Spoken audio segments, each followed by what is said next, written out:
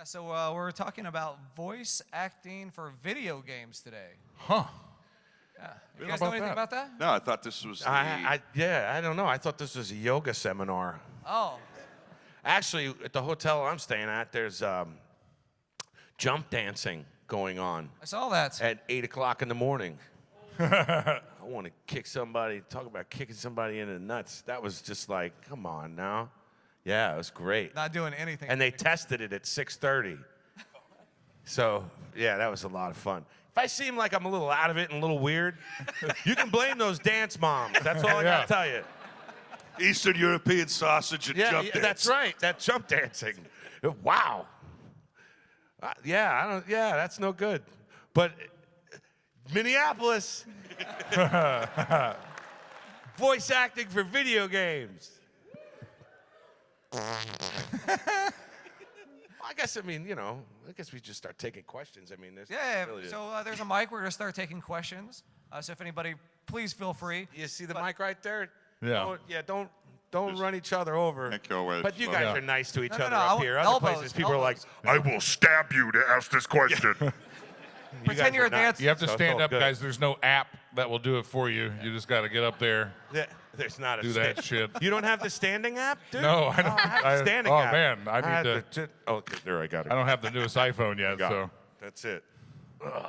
Hello. What's your name? Hi, I'm Jordan, or Jordy. Hi, Jordan. Hi, Jordy. We're gonna go with Jordy. Works for me. All right. Works for everybody else. So my question is, I mean, voice acting for video games can be really different than voice acting in animation, where you have to do hours of just random grunts and screams and whatever. What do you guys do to like help preserve your voices for those really long recording weird sessions? Whiskey and cigarettes? Yeah. That was literally my answer. Straight away. Just, Right. Like a full pack. Yeah. Too. Don't just do one. And, American whiskey. You got to go with the bourbon. Yeah. Because the scotch will knock you out. Oh yeah. And You gotta still be alert. Yeah. And the Irish will just make you angry. So, just a straight up American bourbon. No, you know what? I don't know. For me, it's like you just have to pace yourself. And the good thing about it is other people are having a better time than we are. Clearly. Yet, shut up. Shut up. I think it's Doctor Who panel going on over there. Is Yeah. our Doctor Who panel next Yeah. door? Those assholes. See, we're having a better time already. There guys are jerks. doubt. No, but the difference is, I mean, you just really have to pace yourself. And luckily, lately in the video game industry, there are people that are much more conscious of wearing the actor out. Yes. So I mean, Very much so. yeah, Absolutely. Yeah. So, I mean, and it's different with animation. You just, there's a much different approach, as you said. But with that, you just have to keep in mind, and usually it's a team effort. Everybody says, okay, it's time to take a break. We've screamed enough for right now. Let's bring it down a minute and then get back to it. So yeah. So it's a team effort these days. Yeah, I mean, even for myself, sometimes I'm going in, I'm doing multiple characters on a video game too, so it's sort of a decision-making of which one's going to be harsher on the voice, so you want to get the one that's not as harsh out of the way first, so you don't have to go back and do that with a voice you just screamed out of. So, and directors, they're very much so, since the last strike that took place and everything, even all around, even in Texas, where we're non-union, they're far more conscious of it even there too. So. Yeah. Typically though too, you're getting paid, minimums here and there, so sometimes you can go in, which is good, for an hour and you're making $3 and those kinds of things. So it's just being conscious of what you can do with your voice. And the director is also, being in tune and listening like, okay, I think I heard a little squeaking and squawking there. Maybe you come back in, a couple more days and schedule you back. So, Yeah. There you go. Yeah, absolutely. All right. Wonderful. Thank you. Thank you. Somebody's wearing a Finn hat and a Jake shirt. In the pocket a little bit. How you doing? Good. And unsurprisingly, this question is for John specifically. Oh, One of my favorite character of yours that I haven't seen mentioned in any pamphlets or anything is Smilin' Jack. Right, Smiling Vampire. Jack. Yeah. Yes. in relation to Simple Jack? Or? No. Simple Jack. Oh, God, that movie with the teeth. Ah, gross. Anyway, So, well, the first short part is I haven't seen anything about the new one. Are you going to have a cameo at all? If you can say. No. Okay. I don't think so. Okay. Nobody's called me. I haven't gone in to do anything, but maybe they're using old stuff, or maybe they got somebody else because I'm a big shot. No, I don't. I have no idea. I don't. Really, honestly, don't know. They might have. They tend. Sometimes they will do that if they don't really need you to do anything. They just have you kind of, reprise your role, and it's the same kind of stuff. But I haven't been asked. Typically in that situation, we're the last to know anyway. Yeah, that's true. So. Yeah, totally. Actors are always the last to know. So I don't know. Cross your fingers. Yeah, keep them crossed. And the quick broader question to everyone then would be in games that are like a really dialogue-heavy one where the player character doesn't talk back to you, how is it delivering lines knowing there's like never a response back? You're just trying to imagine what the text might be and reply. I think that's a testament to the director of the session and the writing of the game. Like for Overwatch in particular, we have Michael Chu, who's an amazing writer, and the director is Andrea Toyes. And you're right, it's very lonesome when we're in there. We're shouting out lines that are supposed to be really poignant and powerful and direct you in combat and stuff like that, and it's just you. And sometimes when you do this, there's no footage for a video game. You don't get to see, the whole scene. Maybe sometimes they'll have a move for you in a quick 6-second clip, that's some shitty YouTube MP3, and you're like, you guys couldn't give me like a high-def video, but I think it's really a testament to the director, and that's what their job is to pull that out of you, because they have the vision and they kind of know what they want it to sound like. And she's great. And she's amazing. Yeah, she's awesome. She's a wonderful human being. Wonderful woman, and she's enjoying a nice vacation in Paris right now. So I'm so happy she's finally like. Yeah, I was like, I was like, It was nice. But it's really just a testament, to the director being able to be there and tell you what they want creatively. I think, yeah. Thanks. All right. Thank you. Hello. I was wondering if any of you have like a voice for a character that you haven't gotten to use yet.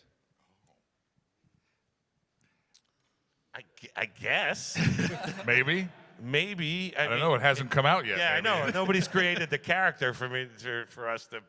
Yeah, you always have something in the backpack of your mind, just to whip out and try and, do something with it. All depends on what the character's about, the character design, what they've offered you in the character Bible.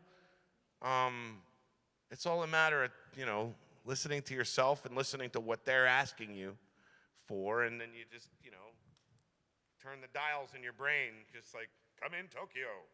And then figure it out from there. You know what I mean? Yeah. There's people in your lives that you've met, known, and experiences you've gone through in your life, and you like to take little pieces from each of those things. And at some point, you see a character on your page, and you're like, oh yeah, you know what I got for that? This is that thing, my uncle this, or some friend I met, or some guy I used to work with, Yeah. And there's an element of that sort of takes place in that. So there's something that's got to have that inspiration. You need to have something to work off of, but. So if I'm just sitting around bullshitting with my friends or something like that, I'll pull out a voice or something or make fun of them, and use that later. Like, that's mine now. Thank you very much. So, all my characters are based off of Wilford Brimley. Every single one. You have to say diabetes. Diabetes. Thank you. Woke up the other day and someone said I beat the hell out of my wife. My wife's been dead for 4 years, so who the hell did I hit? He says. That's pretty awesome. That was taking a weird turn, and then you brought it right back like I didn't hit anybody. I didn't hit anybody. It's a senile old man who sells catheters. It's fine. That's brilliant. And says, diabetes. Diabetes. Really got to have that mustache too. The mustache like down walrus. further. Walrus, yeah. But you know what else though? There's also people watching. You people watch to pick things up, and like you'll hear somebody talking. Like today, I was walking down the street. Hey, big man. Hey, baby, you got a cigarette, man? I'm waiting on this long bus.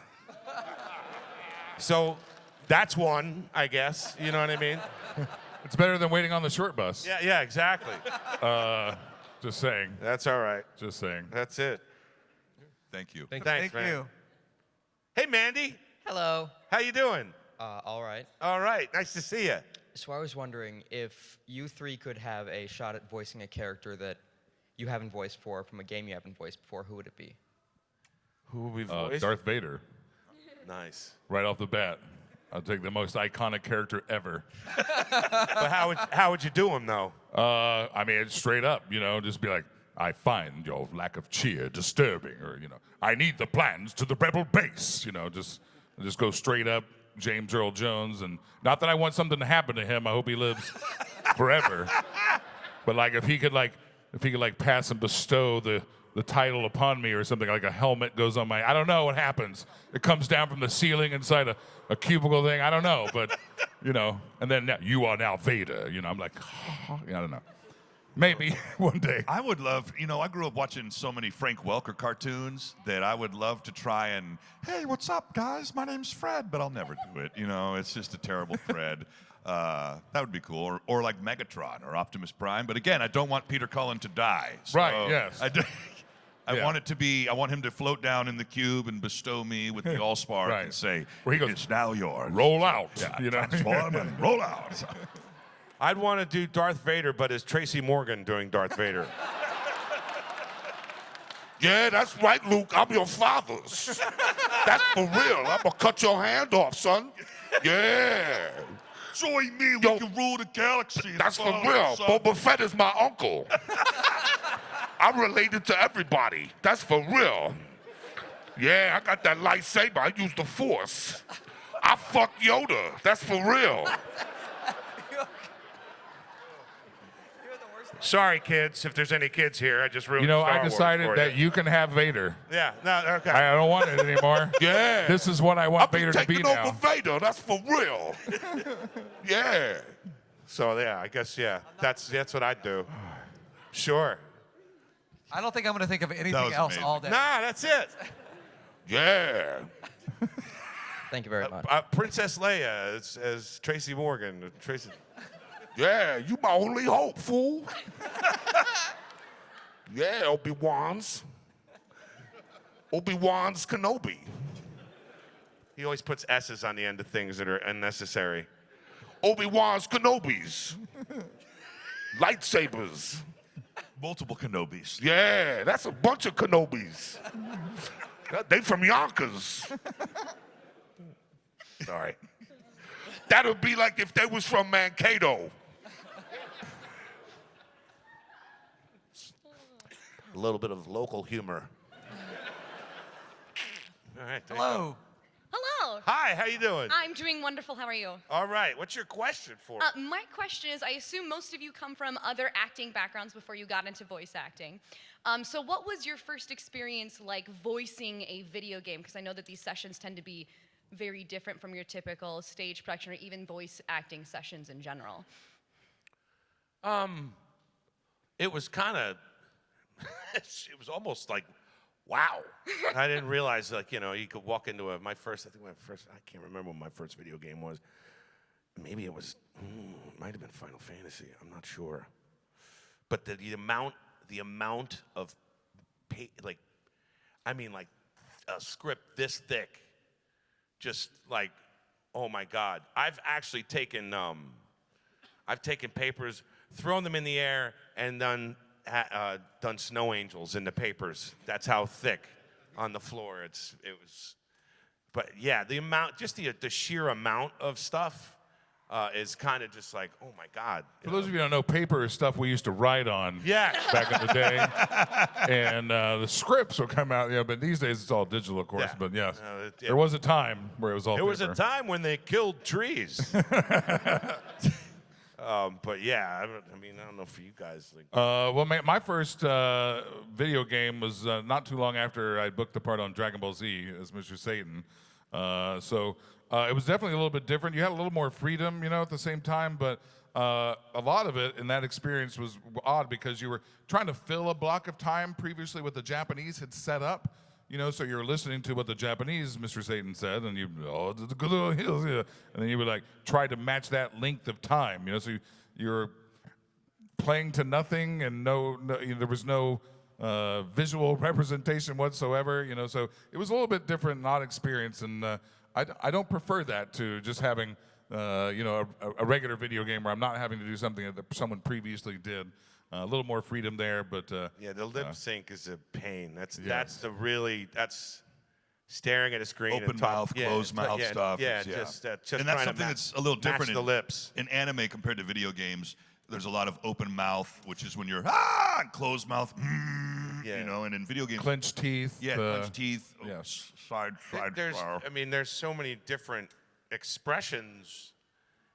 Just like like in Japanese. I don't know what it is, but it's like there are reactions that are like, ooh. If anybody did that to you here, you'd be like, dude, what's wrong with you? You're like, go to the doctor, man. What's the matter with you? So it's just like you have to figure out like, oh, what am I gonna put in there to fill that space that they need it filled with, So it's just it's strange, but if you got the right people in the room, you can get it done. They agree. Thank you very much. Thank you. Did we answer your question at all? I I'm think not sure so. if we did. Thanks. She was like, me. I think it was a little was bit, for me, more- it was a little lonely. That was the first thing I noticed recording, because in video games, you're not with like a cast most of the time. That's true. You're solo in the booth, and for Overwatch again, it was a lot of Junkrat and Roadhog banter back and forth, and he wasn't there, and they were explaining to me, he's this crazy meth-addled maniac from Australia who's like Ozzy Osbourne but skinnier, and he's awesome, and you can't stand him. And I was like, all right, idiot, so that was the biggest shocker for me. I was like, oh, I'm not going to be here with the cast. Like, no, it's you, the microphone, and 30 pages of digital script, and you got 4 hours to do it. All by myself. One is okay. No. Perfect. Thank you so much. Thank you. Thank you. Hey, Alex from Florida here. My Alex. question is, basically my question is, for those for like the voices that you have to do where it has to come from like the gut or sound like a demon from hell, basically. Are there any exercises that you guys do to like get to that reverb level, or does it more so just come freeform? Again, whiskey Whiskey and and cigarettes. cigarettes. Yeah, So a lot of squat thrusts. yeah, squat thrust. Do a lot of those. 2 hernias, Right. you know. You know.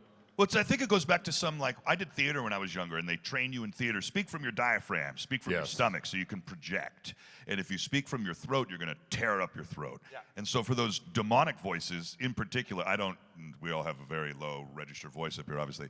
I know, in particular, I don't book like Starburst commercials or like Nickelodeon or elves. I'm always, molten goblins or ogres or something terrible. And it's about finding a safe spot in here and letting it rumble and kind of like building it in your chest cavity instead of your throat. Projecting from your diaphragm is really important. Learning how to speak with volume from here, so you're loud. That air support too. How quickly and fast you're pushing air through your body, resonates differently than if you do it slower and stuff. So do all three of us have theater backgrounds? I have a theater background. Yes, theater background, Theater yes. background. Theater background. Okay. Yes. Yeah. So we've all had to learn how to control our voice and be able to project. Correct. Yeah. So that my voice, and his voice, they all carry to the back of the room.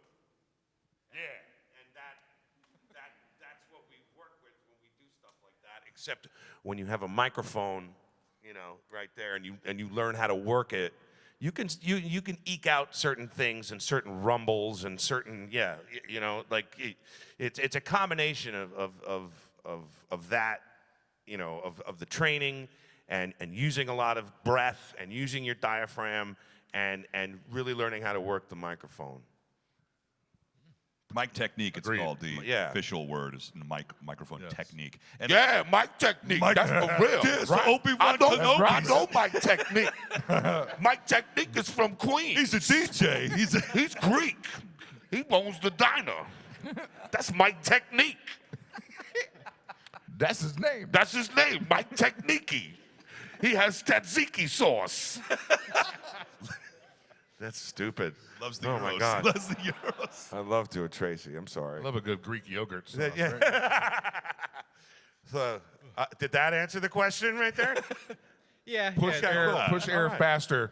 Go take acting classes and voice classes, things like that. And at some point, you know, you're going to find out what your natural resonance is and where you maybe need to manipulate things or just about feeling where the air goes, man. You know, just sit there and feel yourself breathe and feel what muscles expand and where and be conscious of where maybe you move that breath, you know. I mean, feel it down your feet, you know, and like all of a sudden shit begins to change. It's great advice. Yeah, absolutely. Yeah. Thank you. All right. Thank you. Stuff begins to change. I cuss a lot, I'm sorry. Hi, guys. How's it going, man? So you guys have been through the loop like for years. There are up-and-coming actors that maybe a few of them are here in this crowd, maybe out on the exhibit hall or somewhere. What is a good, solid piece of advice you would give to an up-and-coming voice actor? Make rent. I'm not Get a lying. job. No, seriously, get a job. You know what Get I a mean? I know job. that Make sounds rent. No, I'm not lying. Make rent. If you can make rent and you can anything else is is gravy after that. If you can just make your rent doing a job, it doesn't matter if you like that job or if you don't like that job. You make rent so that you can pursue that thing. And you have to put all your energy and your time into it. Like, I mean, that's what I say. If you can make rent, then you're good to go. You get a computer, you get a microphone, you learn how to use that microphone, you record stuff, you send that stuff out to agents, take theater classes. Be a part of that community. You know, find people who want the same things you want, that Yeah. like-mindedness, and they're pursuing those kinds of things and begin to work together, create together. You know, rent first, yes, but as you begin to expand, be a part of a community. Find people who want that, and then create stuff together. You know. Yeah. Yeah, and you know, again, like you said, make rent, and you would be surprised sometimes where your niche, where you're going to find your lane. Recently, I've been offered a lot of like political books on tape because that was not anything I was expecting, but you know, I was able to transition a little bit more, and it's really dry, some of the stuff, but hey, it's paying. You know what I mean? So I'm taking it, and don't put all your eggs in one basket. Make sure you have, you know, you make rent and you have your life on the side. If you got to work a 9-to-5 job, do it, because working is fine. You know what I mean? Yeah. And that's how you're going to survive and be able to keep trying to have success in that. You make that rent and enjoy your extracurricular activities and pursue them wholeheartedly. You know what I mean? Yeah, and think big. You know, I mean, I do a lot of anime, so I get a lot of people like, I really want to work in anime and voice characters in anime. I was like, well, you're going to have to do other shit because that's not going to pay your rent. You know, you got to do more things than just that, because just the amount of work and the amount of work that's available is there, but there's no guarantees. And at the end of the day, you need to be doing narration, commercial voiceover, acting on stage. I mean, you need to go out there, be an actor, and do all the things. And over time, something's going to click more than maybe some of the other stuff, and then, you know, focus more of your time in on that. Awesome. Thank you, guys. Thank you. Boom. Hello. How's it going, Check fellas? out, and you know what else? D. Bradley Baker has a great website called iwannabeavoiceactor.com. It's perfect. It's perfect. D. Bradley Baker, iwannabeavoiceactor.com. So many FAQs, man. And it's really good. So check that out. Sorry. Yes. Hi. Hey, Daddy. Hey. Hey, how's it going? It's going all right. How you doing, baby? Oh, yeah. What's up, Daddy? Oh, yeah. Daddy's handling that. What's your question, bro? So, from small-time voice actors myself, coming from you guys, as I get a lot more rejection emails than acceptance emails, what is the one big character that you always wanted that just slipped through your fingers? Well, first of all, the audition thing, you know, submit and forget, right? You know, let it go. Then there's another audition around the corner. It's a numbers game. Yes. Yeah. You're going to numbers game. You're going to hear no more than yes.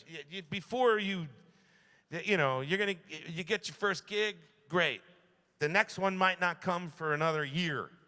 Just keep taking the no's. Don't take them personally. They're only professional no's. They're not personal no's. A lot of people confuse that.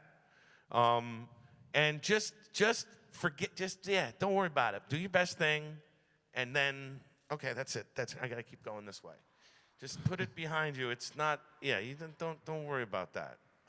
But as far as like other characters that I wanted maybe along the way, it was all of them. It was all of them. I wanted all of them. But again, I didn't think about it. It doesn't linger. You don't sit there and be like, oh, I wanted. I mean, maybe for a second you do, but then you got to move on. You really do. They're like, well, son of a bitch, move on. Use it as inspiration to keep going too.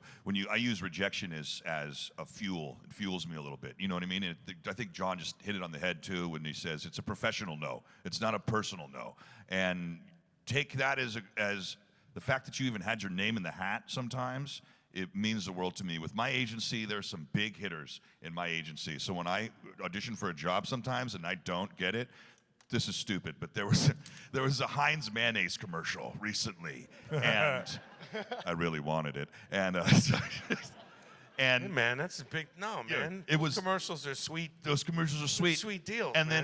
then the gentleman who ended up getting it was part of my agency, and I was flattered. I was like, well, of course he got it. He's a little bit more established than me, and I didn't take it as a bad thing. I thought, I'm just glad I got a shot at it, and that means that one day he has to die, and I'll be here. No. That's perfect. That's perfect. But at some point, he will no longer be here. We're all going to be ready. Not by my hand. I still want to play Batman. I'd really like to get a shot. As Tracy Morgan? At Tracy Morgan. Yeah, that's right. I got my utility belts and shit. That's for real. Riding around the back cave, I got a white man taking care of all my shit. Yo, Alfred, I want a grape soda. Bring it down to the back cave. No, but I auditioned for Batman and it came down to me and Diedrich Bader, and Diedrich Bader got it in Batman Brave and the Bold. And they were like, John, we're so sorry that you didn't get Batman, but we're offering you Aquaman. So I got Aquaman as a consolation prize that turned out to be even better than Batman. God damn it. So yeah, you just sometimes there's a reason. Sometimes those no's are like, he's not right for this part, but I will remember him. In 6 months, or a year from now, or 18 months, or maybe next week, that same person's gonna go, I really like what they did for that. I'm gonna bring them back in for this thing. And boom.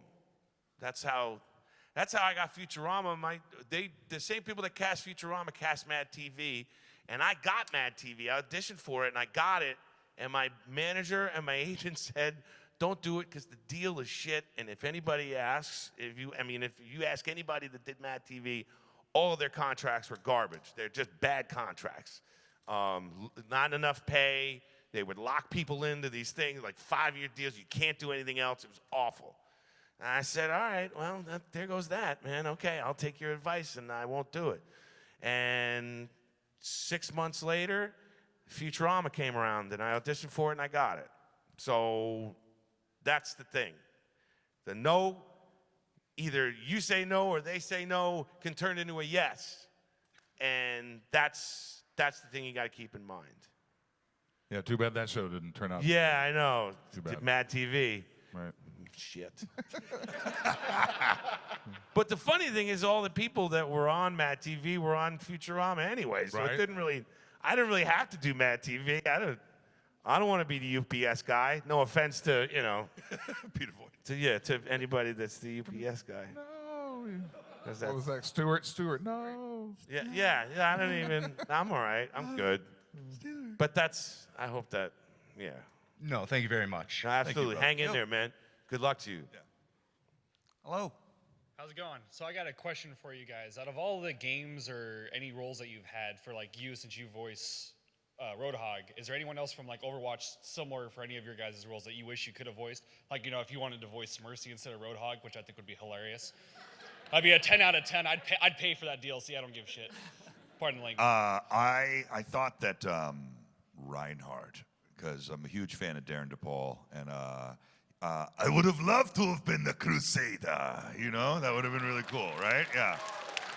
But again, you know, with a game like that, the characters were so iconic and personalized that we never knew what Reinhardt was going to sound like until Darren did it, you know? And so I think that's a testament to the power of the role.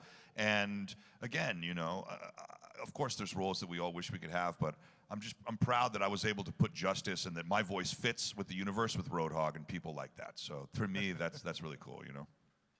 I'm kind of the mind that, you know, people get parts for a reason. You know, whether you get the part yourself or not, and then you go, you know, you listen to what somebody's done, and they go, and you go, oh, that's exactly the right choice for that. Yeah, I'm glad that they didn't. I'm glad I didn't do it now. I'm glad that other person got that role. But I don't think I have a part that I. Other than I want to be farmer boys. Farm food equals fast food. There you go. Me and that guy have like dueled. I think he's like 20 years. Forget his name right now on the spot, but we went back and forth 2 years ago in like the Firestone Tire. I was the younger Firestone Tire guy, and they're like, well, we're gonna bring in the older Firestone Tire guy. So Fuck that guy. yeah, eat it, dick. You know. I'm with you, brother.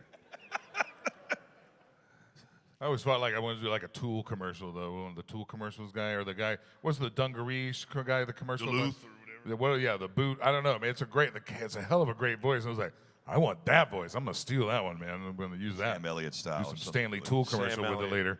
Beef, it's what's for dinner. Yeah. Sarsaparilla. Dude abides. I've seen the dude a few times. That's a mighty good sarsaparilla. Wouldn't mind if he didn't curse so much. Just don't understand. You're doing an impression of me.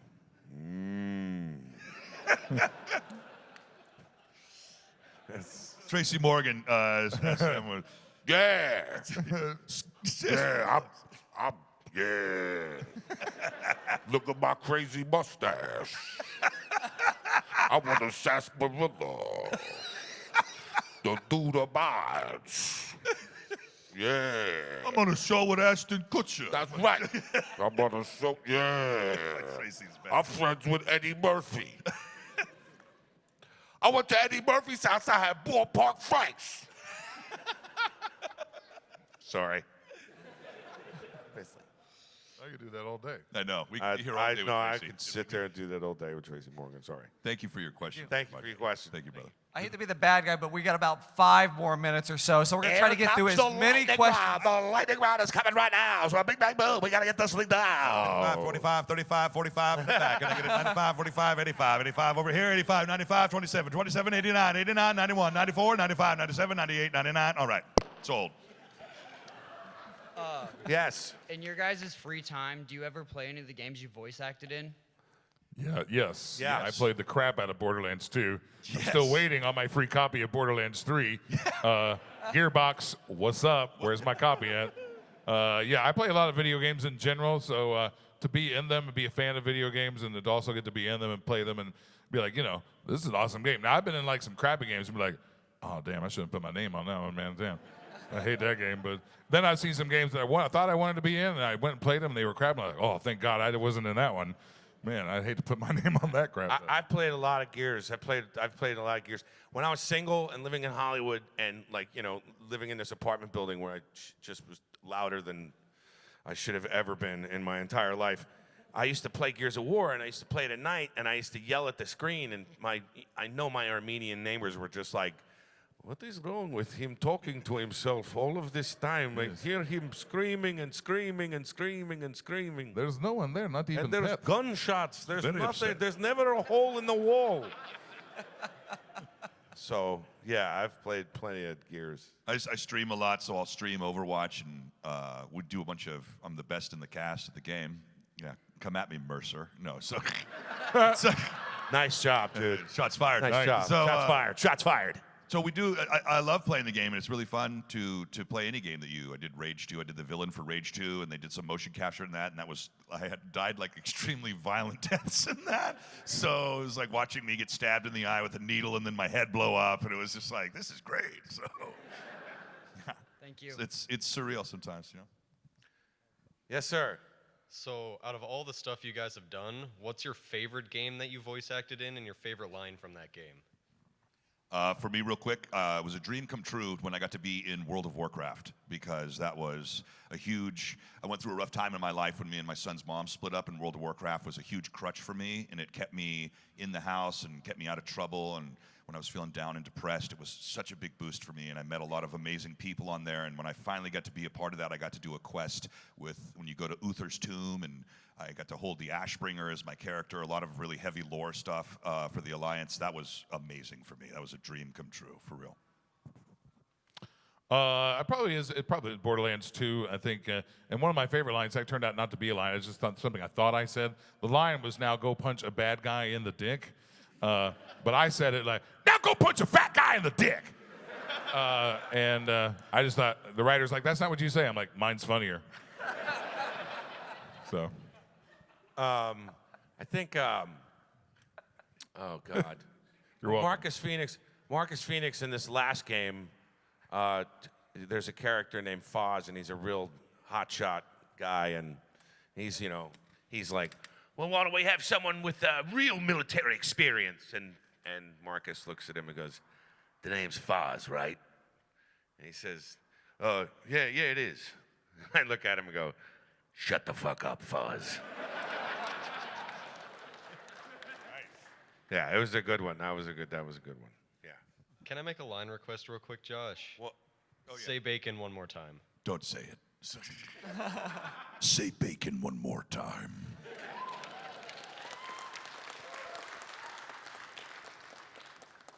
So, kind of going back to the last two questions, have you ever voiced a character and then gone back and played said game and gone, wait, that was me? And then what kind of reaction did you have with that for that character? I definitely have had moments like, because in Torg, I did a lot of Torg lines, and I had to do a lot of screaming, so I got really good at making sure I didn't screw up the line, so a lot of those lines are like the first and only time I ever said it. So going back through the game was sort of like remembering or getting to remember again the lines like I had forgotten that I said, like, oh, shit, that's pretty funny, man. I was funny in that one, man, right on, kind of little moments like that. We're like, I'm funny in this game, dude, so. I don't have anything. Fair enough. I guess. I don't remember. Roadhog getting thrown off a cliff, because there's like 4 different variations, like, and all of his grunts and everything. I was like, did they record me in the bathroom? I don't remember. I don't remember sounding this constipated on, because, diarrhea is part of being a voice actor. It's like hand in hand. It goes through. Thank you very much. It's a choice you make. Yeah, it is. It's a lot of take fives. Hello. Hi, how are you? Great. Correct. Well, I 10 got points. a question for each of you, starting with Chris Rader. Okay. Go. Has anyone ever said that your voice almost sounds just like John Goodman's? John who? John Goodman? Yes. I get that a lot. I do. I get John Goodman a lot. Seth Rogen every once in a while. And I'm like, well, he sounds like me. I'm older than him, man. I'll switch. But yeah, Nice. It was good high, man. I don't know. It was good. And then my friend Josh actually does a really good Snoop Dogg, right? So he does the Snoop Dogg, and I do Seth, and you just, I'm rolling a cross joint, man. This is what I'm doing. He's like, yo, man, let's pass that cross joint. And I'm like, yeah, but it's good. Pass it over here. That's big really homie. funny. So, homie Snoop Dogg. So, yeah, man. Gotta get the S's right. Pass it. Straight out LBC, you know what I'm saying? I actually did the Robot Devil. I mean, not the Robot Devil, Robot Santa Claus. And the first time Robot Santa Same Claus thing. was done on Futurama, it was John Goodman. And then the second when they brought him back, I did the temp of him, Ho, ho, ho! Santa Claus is gunning you down! And it was basically, I was just doing my impression of him, and they were like, well, shit, we don't need to have him back. He was asking for too much money anyway, so I kind of so I took some money out of John Goodman's pocket, but there you go. But he's hurting. I never get told I sound like John Goodman, so Rosie, go over here, Rosie.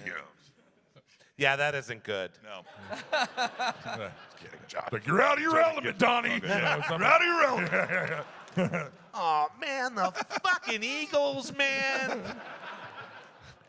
Okay, so for a question for John.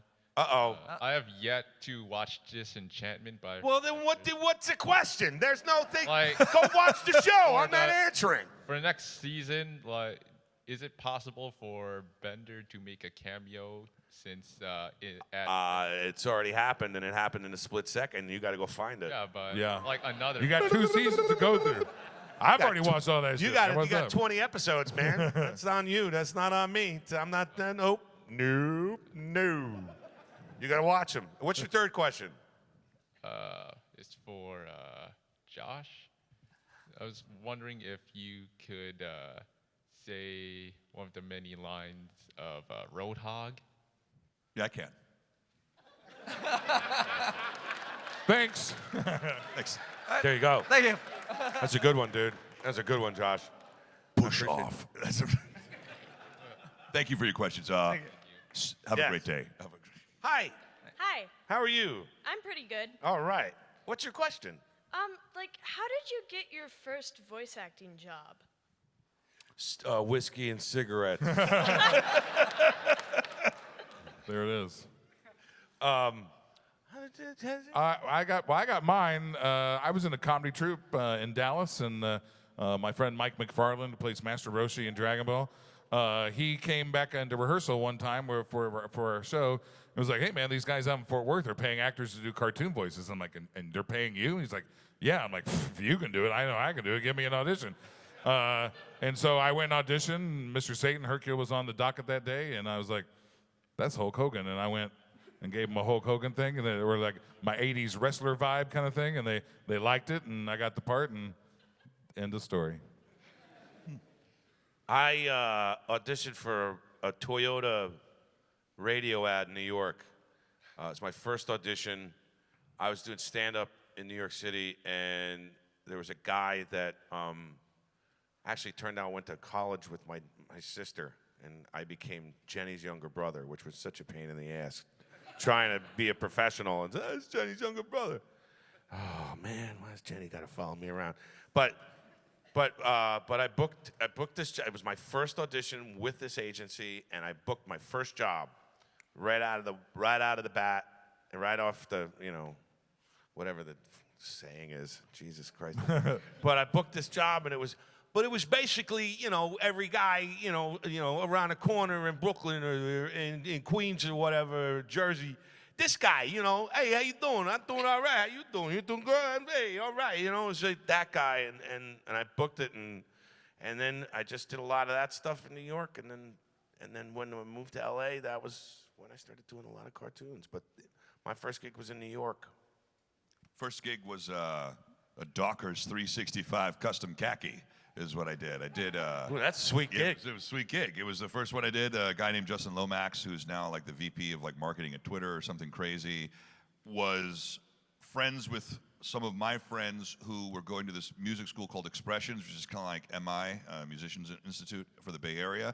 And it was another thing when I did not go to the school, but I would literally just go to school every day and hang out with my buddy and sit in the class and get free labs and free school. I was like, yeah, I don't know, $60,000 either. So that was my first job, and that was just a series of web series ads, but that really gave me a good confidence. It was like, I might be able to keep doing this. So that was just me being me. It was no voice. It was just really a stupid commercial. So it was fun. Thank you. Thank you. Thank you. All right, last question. The pressure is on. Don't screw it up. Is there a role that you had that you nerded out so strongly over that you've actually themed stuff out? I see the Bender shirt, but that you've actually made like a room. Maybe you have banners with the logo on it or stuff with the character all over painted on the side of your car.